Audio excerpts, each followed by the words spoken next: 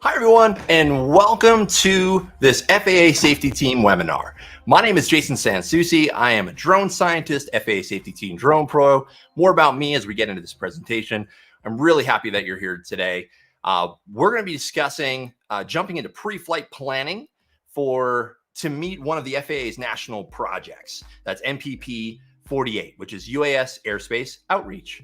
And we're going to be doing a deep dive tutorial into the FAA UAS Map Tool.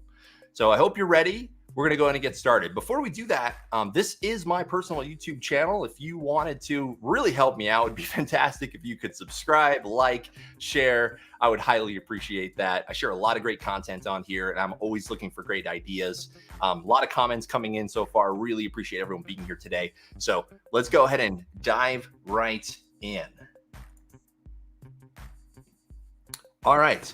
Like I said, we're going to be going through a very short deck. The most of this presentation is going to be a live tutorial where we're going through some scenarios using the ArcGIS Online FAA UAS Map Tool. But let's just go through a couple quick slides. First, always start with an agenda. I'm going to thank some sponsors that sponsored this webinar, talk a little bit about who I am and why I'm talking to you. And then we're going to jump right into the UAS Map Tool scenarios.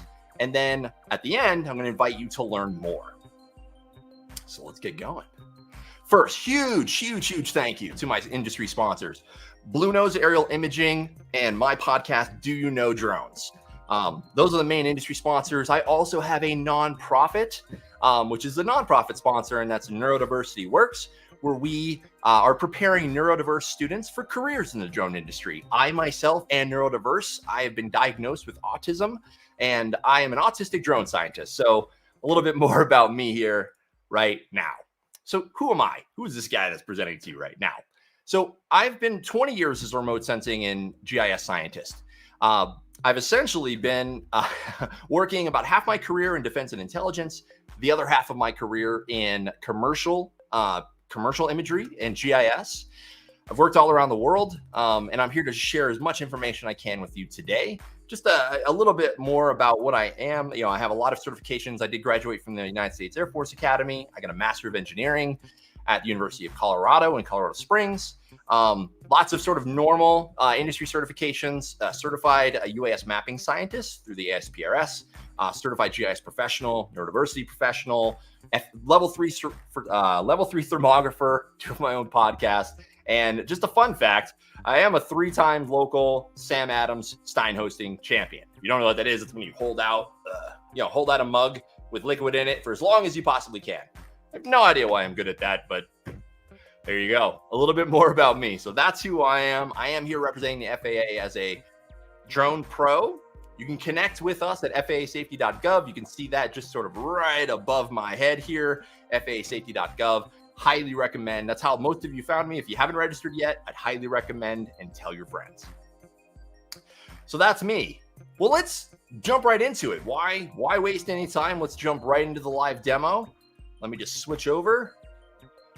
I'll come back to the rest of the presentation later. So this is the FAA UAS Map Tool. The UAS Map Tool, this is a ArcGIS Online instance provided by the FAA, and it is sort of before you fly, this is the next step that you should take in your pre-flight planning process.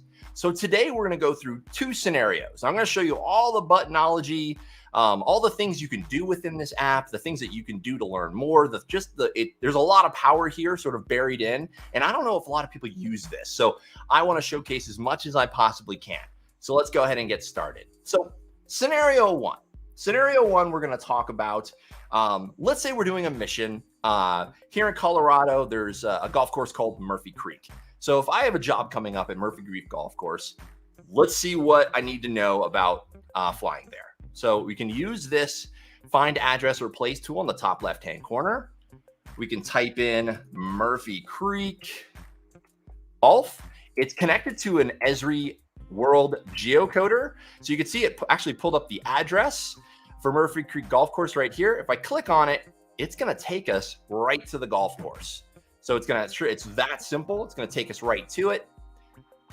And I can showcase her. So here it is. So what can I notice? So how do you navigate around this site? So using the scroll wheel, I can zoom in and out. We're just scrolling in and out. Ooh. I can also click and drag with the left mouse button around if I want to pan to the left or pan to the right or pan north or pan south. I do all of that within the app. So that's sort of how you navigate within. So all using the mouse. I can click to get basic airspace info. So here's Murphy Creek Golf Course. Looks like a nice golf course here. I can go and click and I get a nice pull up, right? A pop-up pops up that gives me some information. For this particular block of airspace, it is on the facility map. I can see the ceiling, right? 100 feet. I can see where it is, Buckley Space Force Base. I can see its Lance readiness. So it's red, it's 0. So that means it is not Lance capable. So I'm going to have to go through FAA drone zone. And I can also see the class of airspace. This is class D airspace. So all of that with one click, I can tell just by clicking on one of the boxes. So the other thing I can do within this app, so let's click off of this, is I can change the base map. So if I go over here, this is the base map gallery. I can click on this and I can change to so many different maps. Like we could change to a National Geographic style map. We can change to a topo map. If you want to see contours, we can throw that up here. We could throw on, man, there's so many different choices here. I sort of like the dark navigation mode maps. I can also throw on imagery. If I wanted to see imagery on this, I can see that it's a golf course. I can see what the vegetation looks like. I can put terrain on to see if I have terrain features, contours, all that's available right here through the base map gallery. But if I want to go back to my original map, I'm going to go back down to streets. Lots of different choices here. It's dealer's choice, whatever you like to see in a map. That's what's available here for you. The next one is I want to draw an area of interest. So the whole purpose of this is I want to be able to communicate with the FAA or anyone regarding this operation several key pieces of information about the operation. So I'm going to use these tools that are available within this website to do that. So the first tool that's available is this draw tool. So it's up here. I click on this little palette. I click on this. I get to draw. Now, here's what's interesting. I have lots of choices here. I can draw points, lines, polylines, curves, arrows, triangles, circles, text. I could freeform. What I want to do now is I'm actually just going to keep it real simple and just draw an extent or just a rectangle or a square. So I could pick the color. Man, you have lots of choices here. Let me go ahead and just pick this. I like this blue color. I'm going to pick that. I can change its color here. I can change its transparency directly within this. So let's just bring it down to 50%. I can change the outline color, the width. Now here's some other real cool things. I can show the area measurements in whatever units I want. So let's say I want to use acres, right? So this is acres. I can change the font color to match the color of the lines, right? I can do that. Type in hex color, change the font size. Let's just go ahead and do that. But now what's going to allow me to do is now that all this is selected, I can now draw a box around the golf course. So let's just say I'm going to make my area of extent sort of just north here, East Mississippi Avenue within this 100 foot box. And I'm just going to press down, click down to, let's say right around here. Great. It's 972.3 acres. It's just that simple. Now this persists if I move along and I can take this. Now it's still there, right? The AOI is still there. There's an area measurement within it. Now what? Now, what I like to do is I like to know how close is the closest airport or the closest restricted airspace or airspace that I really need to understand about. But closest airport is good information to have to know where you are. When you're making phone calls to ATC, you get to tell them I am X distance from the tower, or X distance from the boundary of the airport. It's good to know that. So how do I do that within this app? Well, I'm glad you asked.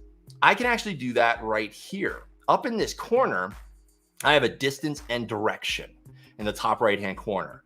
Distance and direction, another pop-up comes up, and I have different options, right? I can do circles, I can do ellipses, I can do rings if I want to show multiple extents. In this case, I'm going to just keep it real simple for this webinar, and it's just going to be line. So line, I have a couple different choices. I'm going to do from points, because I'm going to go point to point. I'm going to go edge of area of interest to the edge of the restricted airspace or the airport boundary or whatever you happen to have on here. Here I see it's very clear. Buckley Space Force Base has a restricted area around it. I want to make sure that I'm showcasing how close my operating area is to that restricted area. So here I can do a couple different things. I can put a start point. Before I do that, I'm going to change the symbol and labels, right? I don't want another red line. I got a lot of red going on here. So let's change it to, and I'm already using blue. Let's change it to purple. Why not? Let's use purple, right? We can change the opacity of the line. I can change the width of the line. And then I can also change the label color, because it's going to tell me the actual distance. In this case, I'm going to use miles, and an angle, I'm going to use degrees. So what I'm going to do here is I'm going to change the font size to match, or font color to match the color that I'm using. And then I'm just going to click. First point, the start point, you hit add point. I'm going to go ahead and click this location here. Then it brings in the latitude, longitude to the start point. And then I'm going to click the end point. And I can close that. And I'm going to go ahead and click the closest point to that point here. There we go. So it's 0.97 miles due east of this point. So that's good information to have on the map for your information for pre-flight planning. So that is just good information to have. It stays persistent. It stays there. I can zoom out to see the whole thing, right? Pan around. Now, what else is good information to have on here? I like to let the FAA know where I'm planning to launch from, right? Just so they can actually know where I'm planning to launch from. It's good for my pre-flight planning. I like to have it in my risk assessment, where I'm actually going to be operating from, and it just helps me do that. So what I like to do is I can use the drawing tool again, but first what I like to do, what just makes it easy, is I can sort of zoom in. Let's say I want to use this Homestead Park, right? I want to use this Homestead Park, and I want to change the map. Let's go to this imagery hybrid. Nice wide open green area right here. So I'm going to launch from there, right? Not a whole lot of trees. So I'm going to go ahead and just launch from here. This is sort of newly developed prairie land out here. So not a whole lot going on. So I'm going to launch from there. So what I'm going to do is I'm going to go back to the drawing tool. and I'm going to use a point. And in this case, I have lots of different types of points to create. I can create different types, right? But in this case, you know what? I'm going to use this cool little bullseye, not red, but let's use this black one, right? I can change the symbol size. I can show the location measurements. This case, I can do it in degrees or degrees, minutes, seconds. So degrees would be decimal degrees or degrees, minutes, seconds. So let's just keep it in degrees. I can change the font color. It's black, so I'll leave it as black. I'll leave it as this. And then all I'm going to do is I'm going to click a point. So let's say I'm going to take off from right there. It automatically pulls up decimal degree northing and easting, right? I have the latitude and longitude in decimal degrees. If I do something wrong, I can just undo this and do it again, right? Or I can clear everything right from here. If I want to point arrows, use arrows. If I want to do that, really sort of the sky's the limit here, whatever your creativity is. And I highly recommend creating a standard workflow just so it's easy for you. Standard operation procedure is really what you want to do. So we're going to have all this information on here. So let's say I want to also add some text, right? I want to go ahead and add some text here. And I just want to say, let's go ahead and change that map back so we can see things more clearly. There we go. I want to add some text, and I'm just going to go to the text box, and I'm going to type in the text that I want. In this case, I'm going to say UAS operations area, right? Let's change the font color. I'm impartial to blue. Let's go to a darker blue. Great, fantastic. And I can change font size. 20 is probably fine. And I can just click. I'm just going to put it right above here, right above the box. UAS operations area, right? Like I said, I can undo this. I can redo it. I can put it anywhere I want, just like that. And I can clear it. So this is kind of all you really need to have on your map to submit with FAA Drone Zone for a non-Lance capable area. When you go into, and I have a whole nother course on how to go through the complex airspace tool, all the rest of it, that I will invite you to take that free course at the end of this webinar. So just hold tight. I've got that information for you. But let's say I want to print this map. This map has everything I need on it. It has the operations area. It has my launch and landing point. I can actually put launch and landing point if I wanted to do that.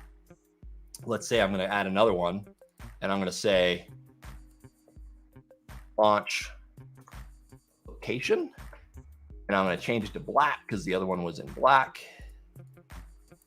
Great.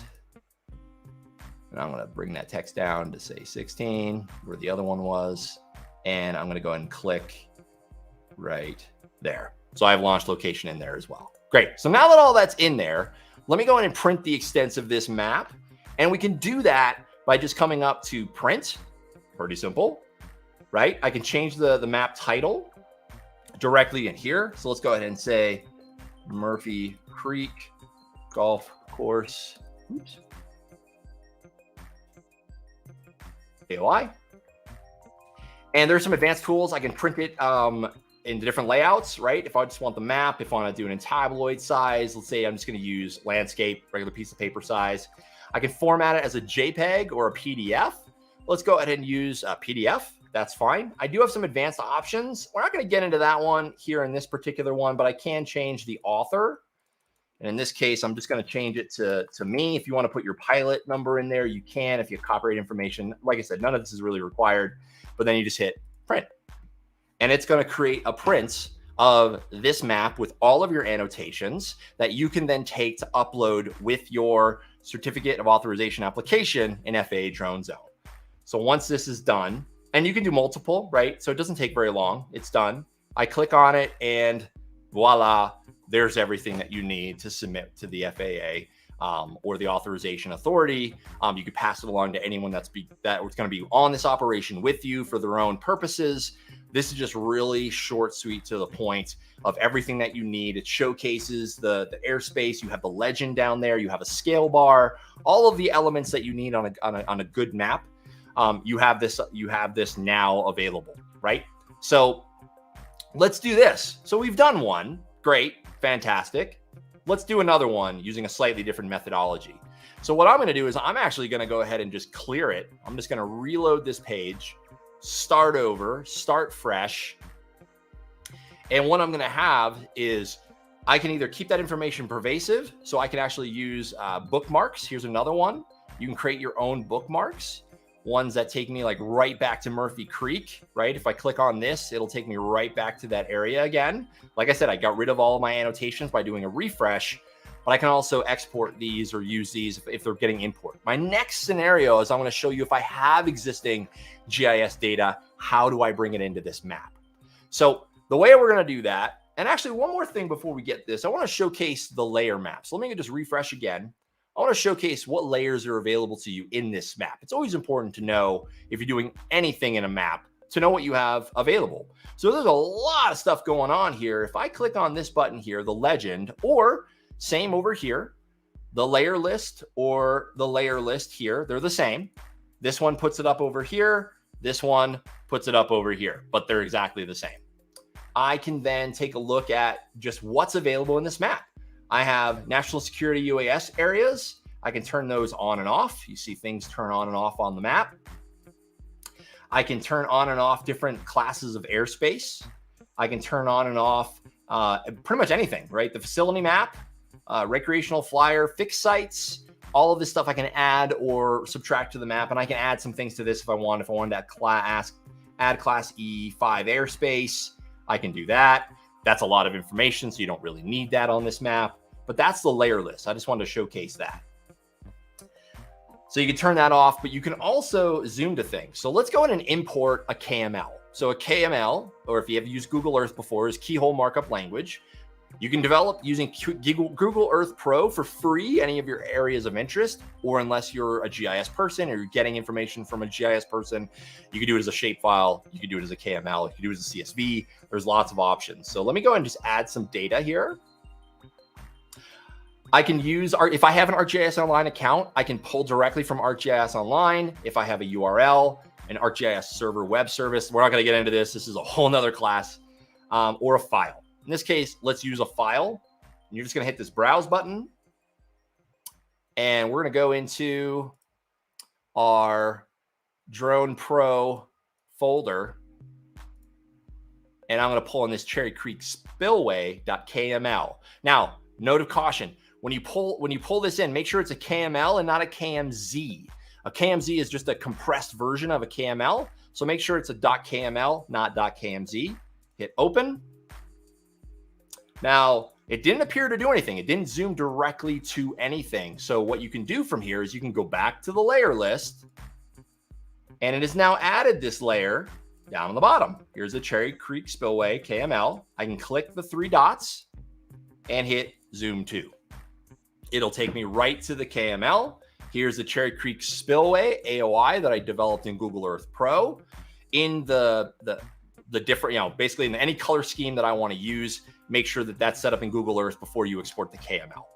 It's because it exports the geometry and all the symbology with it. So you get all of that in the KML layer when you pull it in. So that's the next one. Now, one thing you can do is, let's just say, for example, I wanted to see just another thing. I wanted to showcase some table tools and some selection. Let's get rid of this. I wanted to do a selection. So I have a selection. The purpose of this is select tool is now I want to know what airspace. So once again, this is still all red. It's the same Buckley space, 4 space, non-lance capable airspace, right? We can click on that to verify, right? Still Buckley. This has a 300-foot ceiling. But let's say I'm looking at it. I just want to know what is the minimum ceiling for this area by just drawing an area around and using a select tool. So let's say I'm going to use select by polygon, and now I can just click. I'm just going to click a loose, essentially just a loose polygon around my area of interest. Just like that, double click to complete. And that automatically selects the FAA Lance grids that are coincident, that are selected by that polygon. I can do it by point, I can do it by polygon, I can do it by streaming. So now I want to see what is that information. So I can click up. There's this little up arrow right here for the attribute table. I click up and I have all of the different layers as tabs. So for this, I'm actually going to use the FAA UAS Facility Map Data, V5, version 5, and I see that some are selected. Well, where are all of them that are selected? Let's say you go to Options, and you say Show Selected Records. Now it's just showing the 7 selected within that were selected by that polygon. Now, let's say I just want some information about the ceiling, right? Obviously, I can look at them. There's only 7. If it's a larger operation or more complex operational area, there may be more of these. But I can showcase statistics. Click on ceiling, go to statistics, and I can see that the quote-unquote minimum value is 200 feet. So it's a 200-foot ceiling that I'm going to be able to fly for this area of interest. So obviously, you can just look at the different grids clearly, but I just want to showcase more of the tools that are available. And there's a lot of different ways to use this data. So it's really kind of up to you to sort of explore and see how you want to use it. The next one is, let's go ahead and take a look at creating the rest of the map. So I'm going to go ahead and clear the selection. There we go. I'm going to minimize the table. And let's go ahead and just zoom out just a little bit, because here's the operational area, right? So let's go and zoom over. Here's Buckley. Here's my operational area. Here's a recreational site, Air Force Junior ROTC. So I'm going to go ahead and just give sort of the closest point to the operational area, right? So this point is the closest to Buckley Space Force Base. So here and here, that's probably the closest point.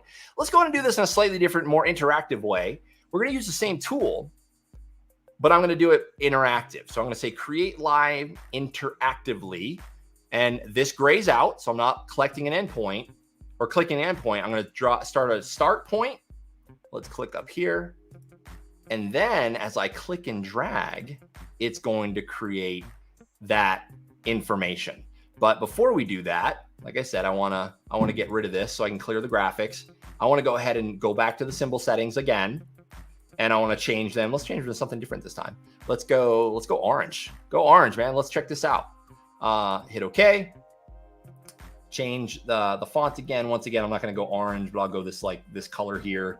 Great. Fantastic. Click on the start point again. Click on the start point and go ahead and click to the edge here. Click to finish. And there we are. So now it's in meters. It could be miles. Like I said, we can change this to miles. And now I can see the angle. All of that's available. I can actually change the base map to make this more viewable. Let's use that dark map this time in the base map gallery. Let's use this dark navigation. Kind of like that one. There we go. So there's the dark navigation mode. So now it has the distance and direction to there, right? I now have that. I have the airspace already in there, so I don't have to draw that. I can use another one that I want to showcase is the coordinate tool. So the coordinate tool is actually really interesting. So let's say I wanted to do I wanted to just get a coordinate that I can use for a launch and landing point. So let's say I want to take off from this Crest Ridge Park, right? Let's say I'm going to use the just south of the tennis courts or basketball courts here. I'm going to use this tool in the bottom left-hand corner to click to enable. As I've been scrolling around, you can see, right? I can go ahead and see that it's changing as I'm scrolling around. If I want to make that persistent, I can click to get map coordinates. So let's say I want to do my takeoff landing point right here. It's going to go ahead and give me the coordinates. So I can now click, copy, and paste into anything to be able to paste it into a document. That's going to be my launch and landing point, or anywhere else point of interest. I can use this quick tool to get a lat long anywhere on my map. So that's just handy. The next one is, let's see. Let's just go through creating the rest of the map. Let's go ahead and say that's going to be our launch site, right? So if that's going to be our launch site, I'm going to go through the same exact thing again. I'm going to use, let's use this guy this time. And I'm going to go ahead and show a location measurement and click. Great. Actually, let's go ahead and undo that. Let's do it in white text so we could see it on this dark map. There we go. And I'm going to click again. There we go. So that's our launch and landing location, right? I can annotate that again with the text, but I'll skip that part this time because I think we got that down. And then the only other information, the only thing I need to do now, quick and dirty, like I said, this is really, really fast, is I'm going to go in and export this. I'm going to move this to where I can see everything that I need to be able to see in the map. And I'm going to print. This time, I'm going to print it as a JPEG. And this is going to be Cherry Creek Spillway, UI, and no advanced options. Let's go ahead and go to print. And it's just that simple. Just a powerful tool that you can use in your pre-flight planning that the FAA has made available to you, that requires sort of very little information. It's fairly intuitive, and it really allows you to just sort of visualize, that's why it's called Visualize It, to visualize what your airspace looks like, what your operating environment looks like. And it's just one step along the pre-flight planning process for safe UAS operations. So once that's done, we can click on it, and voila, it looks pretty much exactly what it is, but now it's a JPEG. I can download this JPEG and I can use it in place of the PDF in my FAA Drone Zone flight planning.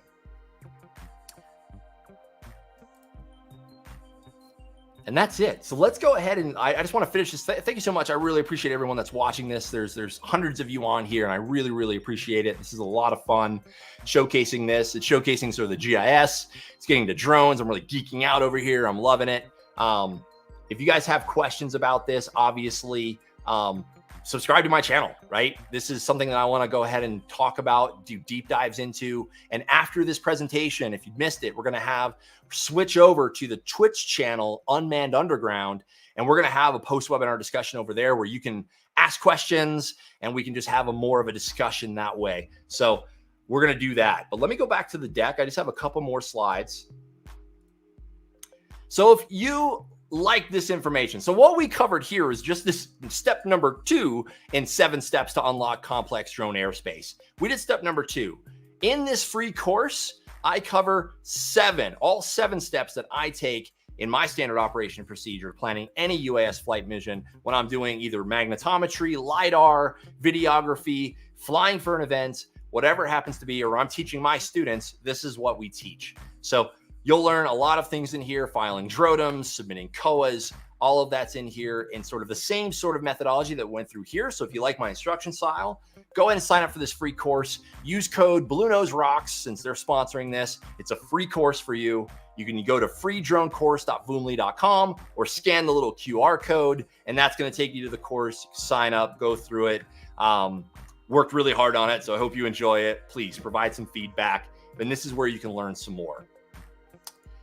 But I want to head over now to the post-webinar discussion. We're going to Unmanned Underground.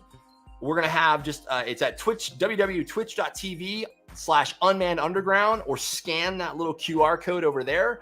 That'll take you over to Unmanned Underground. It's a great sort of new channel that is sort of a new style channel that Randall Warness has been really doing a great job with, bringing on guests.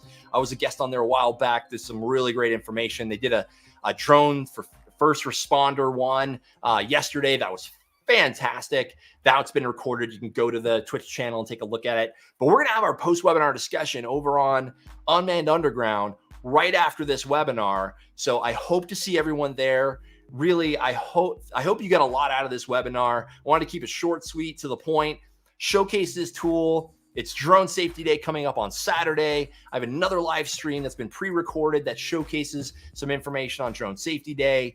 Take a look at that.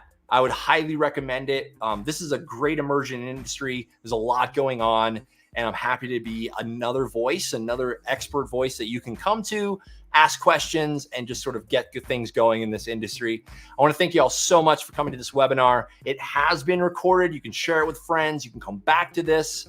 You can come back to my YouTube channel. It's going to live there for the end of days, so it'll be there. And just thank you so much for coming. This is always a blast for me. You can tell that I'm pretty excited about all this. So thank you so much, and I hope to see as many of you as possible over on Unmanned Underground immediately following this webinar. Actually, let's go ahead and give it a half hour. We're going to do it at 12:30 to have a webinar discussion. That way I can, have a little lunch, and you can as well. So I understand this is sort of the middle of your day, wherever you happen to be. And thank you again so much for coming, and have a great rest of your day. I really hope to see you on the post-webinar discussion over on Unmanned Underground. We'll see you there.